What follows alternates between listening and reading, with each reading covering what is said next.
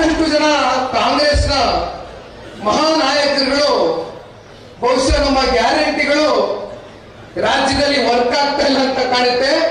ಈ ಗ್ಯಾರಂಟಿಗಳನ್ನ ರದ್ದು ಮಾಡೋದು ಉತ್ತಮ ಅಂತಕ್ಕಂಥ ಬಹಳ ಉದ್ದಟತನದ ಮಾತುಗಳನ್ನ ಇವತ್ತು ಕಾಂಗ್ರೆಸ್ನ ಕೆಲವೊಂದಷ್ಟು ನಾಯಕರುಗಳು ಏನು ಆಡಿದ್ದಾರೆ. ಒಂದು ಮಾತನ್ನ ಇವತ್ತು ರಾಜ್ಯದ ಜನತೆ ಪರವಾಗಿ ನಾನು ಕೇಳಲಿಕ್ಕೆ ಬಯಸ್ತೇನೆ.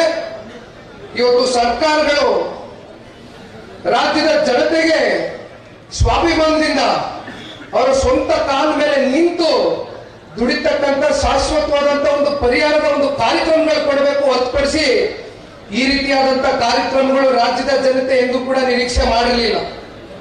ಇದು ನಿಮ್ಮ ಸುಳ್ಳಿನ ಕಂತೆಯ ಒಂದು ಕಾರ್ಯಕ್ರಮ, ಇದು ವರ್ಕೌಟ್ ಆಗಲಿಲ್ಲ ಅಂತ ರದ್ದು ಮಾಡಬೇಕು ಅಂತಕ್ಕಂಥದ್ರ ಬಗ್ಗೆ ಚರ್ಚೆ ಮಾಡ್ತೀರಿ. ಬಹುಶಃ ನಿನ್ನೆ ದಿನ ನಮ್ಮ ತುರುವೇಕೆರೆಗೆ ಹೋಗಿದ್ದೆ. MP ಕೃಷ್ಣಪ್ಪನ ಮೇಲೆ, ನಮ್ಮ ಅಣ್ಣನ ಮೇಲೆ, ಶಾಸಕರ ಮೇಲೆ ಚಾರ್ಜ್ ಮಾಡ್ತಾ ಇದ್ರು ಅಲ್ಲಿ ಇರ್ತಕ್ಕಂಥ ಸ್ಥಳೀಯರು. ರಸ್ತೆ ಆಗಿಲ್ಲ, ನಮಗೆ 5 ಕೋಟಿ ರೂಪಾಯಿ ಅಷ್ಟು ಅನುದಾನ ಬೇಕಾಗ್ತದೆ ಆ ರಸ್ತೆಗೆ. 2 ಕೋಟಿ ರೂಪಾಯಿ ಕೇಂದ್ರದಿಂದ ನಾನು ಹೆಂಗಾದ್ರೂ ತಗೊಂಡು ಬರ್ಲಿಕ್ಕೆ ಪ್ರಯತ್ನ ಮಾಡ್ತೀನಿ, 3 ಕೋಟಿ ರೂಪಾಯಿ ರಾಜ್ಯ ಸರ್ಕಾರ ಕೊಡಬೇಕು ಅಂತಕ್ಕಂಥದ್ದ ಪಾಪ ಕೃಷ್ಣಪ್ಪಣ್ಣ ಅವರು ಹೇಳ್ತಾ ಇದ್ರು. ನಾನು ಅವಾಗ ಹೇಳಿದೆ, ವಿಪರ್ಯಾಸ, 135 ಜನ ಕಾಂಗ್ರೆಸ್ನ ಶಾಸಕರಿಗೆ ಕಳೆದ 13-14 ತಿಂಗಳಾಗಿದೆ ಕಾಂಗ್ರೆಸ್ ಸರ್ಕಾರಕ್ಕೆ ಬಂದು, ಹೌದಲ್ವೇ?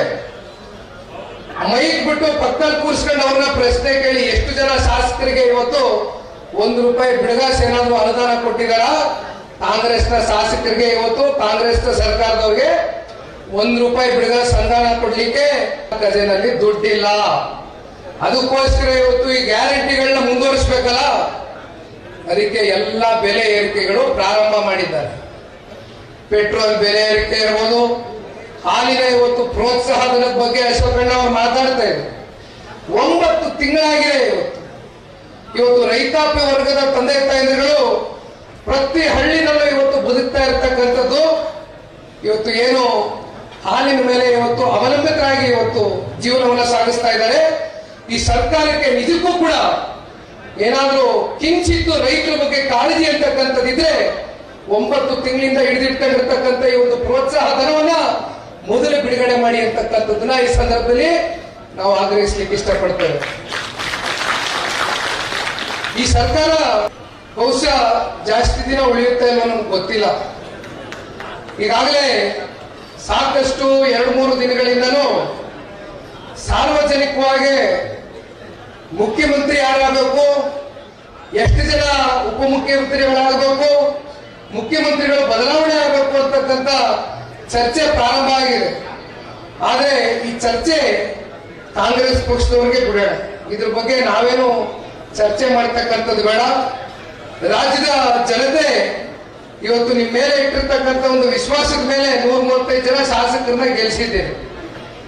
ದಯಮಾಡಿ ಈ ವಿಶ್ವಾಸವನ್ನು ಉಳಿಸ್ಕೊಳ್ತಕ್ಕಂಥ ಕೆಲಸ ಮಾಡಿ, ಇಲ್ಲಾಂದ್ರೆ ವಿರೋಧ ಪಕ್ಷದವರಾಗಿ ಅಶೋಕಣ್ಣ ಅವರು ಕೆಲಸ ಮಾಡ್ತಾ ಇದ್ದಾರೆ. ಜನತಾದಳ ಪಕ್ಷನೂ ಕೂಡ ಅವ್ರ ಜೊತೆನಲ್ಲಿ ನಿಂತು ವಿರೋಧ ಪಕ್ಷದ ಸ್ಥಾನದಲ್ಲಿ ನಮ್ಮ ಕೆಲಸವನ್ನು ನಾವು ಮಾಡ್ತೇವೆ ಅಂತಕ್ಕಂಥದ್ದು ಈ ಸಂದರ್ಭದಲ್ಲಿ ಹೇಳ್ತಾ ಕೊನೆಯದಾಗಿ ಹೇಳ್ತೇನೆ. ಹೆಚ್ಚಿಗೆ ಸಮಯ ತಗೊಳ್ಳೋದಿಲ್ಲ, ಇನ್ನು ಬಸವರಾಜ ಬೊಮ್ಮಾಯಿ ಸಾಹೇಬರು ಮಾತನಾಡಬೇಕಾಗ್ತದೆ. ಇವತ್ತಿನ ಈ ಒಂದು ರಾಷ್ಟ್ರದ ಫಲಿತಾಂಶ ಮುಂಬರ್ತಕ್ಕಂಥ ರಾಜ್ಯದ ಯಾವುದೇ ಸ್ಥಳೀಯ ಚುನಾವಣೆ ಇರ್ಬೋದು, ಮುಂಬರ್ತಕ್ಕಂಥ ಯಾವುದೇ 4 ವರ್ಷದ ಮುಂದಿರ್ತಕ್ಕಂಥ ವಿಧಾನಸಭಾ ಚುನಾವಣೆ, ಬಹುಶಃ ಈ ಒಂದು ಫಲಿತಾಂಶ ಮುಂಬರ್ತಕ್ಕಂಥ ಚುನಾವಣೆಗಳಿಗೆ ಒಂದು ಹೊಸ ಅಧ್ಯಾಯವನ್ನ ಇವತ್ತು 2 ಪಕ್ಷದ ಕಾರ್ಯಕರ್ತರುಗಳು ಪ್ರಾರಂಭ ಮಾಡಿದ್ದೀರಿ. ಇದೇ ರೀತಿ ಪರಸ್ಪರ ಒಂದು ಹೊಂದಾಣಿಕೆಯಿಂದ 2 ಪಕ್ಷದ ಕಾರ್ಯಕರ್ತರುಗಳು ಈ ರಾಜ್ಯವನ್ನು ಕಟ್ಟತಕ್ಕಂಥ ನಿಟ್ಟಿನಲ್ಲಿ ಒಗ್ಗಟ್ಟಾಗಿ ಹೋಗ್ಬೇಕು ಅಂತಕ್ಕಂಥದ್ದು ಈ ಸಂದರ್ಭದಲ್ಲಿ ಒಬ್ಬ ಯುವ ಕಾರ್ಯಕರ್ತನಾಗಿ ನಿಮ್ಮೆಲ್ಲರಲ್ಲೂ ಒಂದು ಮನವಿಯನ್ನ ಮಾಡ್ತಾ